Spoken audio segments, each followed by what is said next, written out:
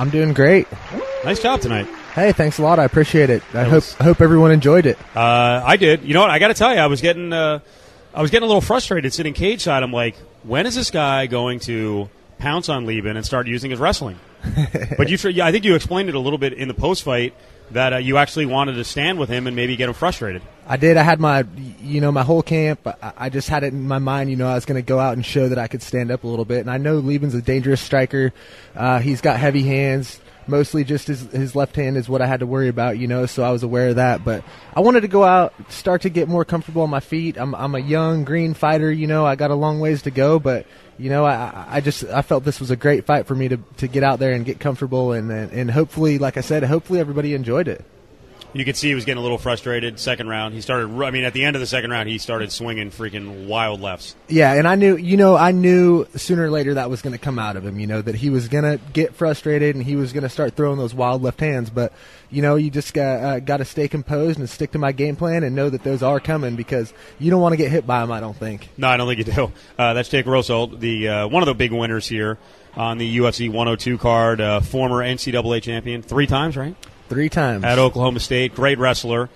Big win over Chris Leben, a guy who came in with 12 UFC fights. This is Jake's second UFC fight, and he gets a win here, and he does it with an arm triangle choke. So going to the third round, did you think it was an even fight, or do you think you were down 2-0? Because I actually thought it was 2-0. One judge had a 2-0. The other one had a 1-1. The only reason is I didn't see... Judge had a 2-0? One judge had a 2-0, yeah. Damn. It was basically because he was pushing forward. I think you scored... Let's see, you scored a takedown in the first, which was off a clinch, and then I think you actually shot for I got a takedown. taken down, though, too, in the first. Yeah, and that was the thing. I thought the first was a little dicey. Second was tough. I thought I won the first round, controlled it pretty good, did most of the striking, landed some kicks, took him down, had him against the cage. And in the second round, I definitely knew coming out of it, going into the third round, that I needed to win the third round because the second round he had me down and was controlling me. I didn't take much damage down there, but at the same time, in the judges' eyes, I knew it didn't look like a good round for me. So you get him down to the third. You walk out in 15 seconds right to the mat. Then you start kind of mauling him and improving position. So, I don't want you to say it was easy, but it kind of did look easy to improve position. I think that Leben hasn't spent much time on the ground with somebody who's really tried to pass his guard in advanced positions. The guys that he's fought before have kind of stayed in his guard and allowed him to nullify their game. Like and Josh I knew Koscheck, who was deemed the human blanket at the time. Who's a much better fighter now than he was. Oh, yeah, he's a great fighter. Yeah. I just wanted to go out there, and I knew when it's on the ground I'm going to be relentless and I'm going to push forward and try to get to dominant positions and finish the fight. I haven't been to a decision yet, and I don't want to go to a decision. So tell us how you set up the arm triangle choke to finish.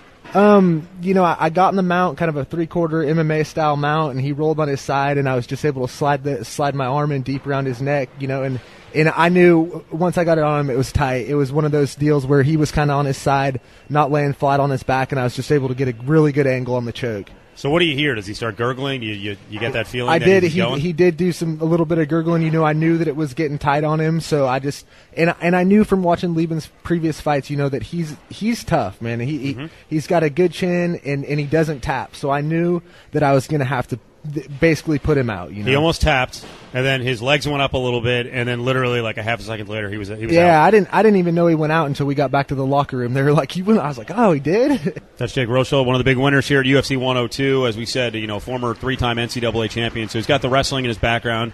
He's out in Vegas. He's working with Team Takedown and Mark Lehman out there. How old are you now? I will be 27 this coming week. Old guy. September 2nd. There you go. I almost said September 3rd. I always forget what day my birthday is. So how do you balance not going in and being the one-trick pony? Because I think you could have beaten Leben by taking him down and smothering him for 2.5 rounds. I think you could do it. But how do you balance resisting the urge to go down and crush people on the ground and making sure that you get up to speed in all the other elements? Well, without risking losing the fight.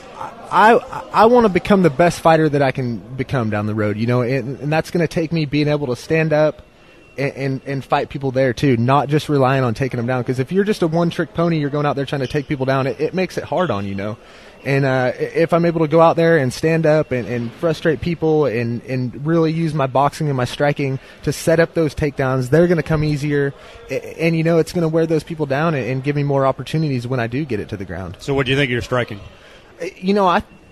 I mean, as far as it goes, it's been my best fight by far. I felt comfortable out there. I felt like I was controlling Leben most of the time with my, not really landing a lot of jabs, but I was keeping him off me with my jab, throwing some right hands in there. I thought my striking was, head and shoulders above what it has been before. So, and not that I've got a long ways to go. I noticed in the cage, you were like, God, I wish I had that loss. I could take that loss back, because that's got to be frustrating looking back, because it was kind of a, in the end, it's a nonsense loss. Not that Dan Miller's a bad fighter, but you just got caught in a bad position. Dan Miller's a great fighter, and I wasn't trying to take anything away from him. I was just saying, I would love to have that fight back, at least get more into the fight and see how it went, But I'm ready to fight whoever the UFC wants me to.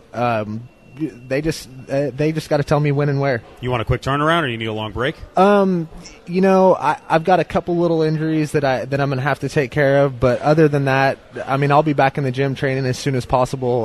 Won't hardly take any time off. Just get back in there and keep trying to get better. How serious are the injuries? I don't know. We'll have to see. Nothing really bad in the fight or before the fight. Nothing really in the fight. Before the fight, I had a couple things, that I just need a little time to clear up, to get better, to get back to 100%. All right. You didn't get hurt jumping out of the pool, did you? No, sir, I didn't. Did you really do the backwards jump? Yeah. Or was that a film edit? No film editing. How do you do that without worrying about cracking your head on the side of the pool? Easier to go backwards. Really? Easier to go backwards. Yeah. Because all your like when you're jumping out, all your weight is centered over your ass. Right. If I can say that on the radio here. You did, so it doesn't matter. Yeah. And so when you're going forwards, it's hard to get your body, your weight centered over the ledge, because all your weight's in your butt. And you're going backwards, your butt's already over the ledge, so you got all your weight going that way. Well, I don't think I could jump on this chair backwards, and the chair's about 2 feet off the ground. But I'm not quite the athlete you are. I probably couldn't right now either. I'm a little sore. All right, so what are you going to do for your birthday? You gonna go back to Vegas? We're headed to Vegas tomorrow. Hello. So probably not much. Just spend some time with my wife. Haven't got to spend a lot of good quality time with her here lately. Just been training for the fight. She takes pretty good care of me. All right. So no truth to the rumor that you're going to go cougar hunting with John Copenhaver, maybe down at the what's that, Town Square? Is that what it is, Adam, down there? All the chick joints? Yeah, at Cadillac Ranch, right? Cadillac Ranch. Yeah, is that here in Portland? No, that's back in Vegas. I'm a Vegas guy too, and so is Adam. So I don't. Copenhaver will take you out. I don't know Vegas all that well. I know how to get to a couple of the gyms and some places to eat to my house. Who gets married when they're 26? Well, how long have you been married? I've been married for this December. It'll be 2 years. We've been dating probably 6 years before that. She's an amazing woman. All right, we'll have to meet her. She's going to punch me next time. You meet her, you love her. She's right. Awesome. All right, good catch. All right, well, congrats on the victory. Thanks for sitting down with us for so long. All right, thanks, guys. Anytime. Okay, there you go. Jake Rosholt, big winner.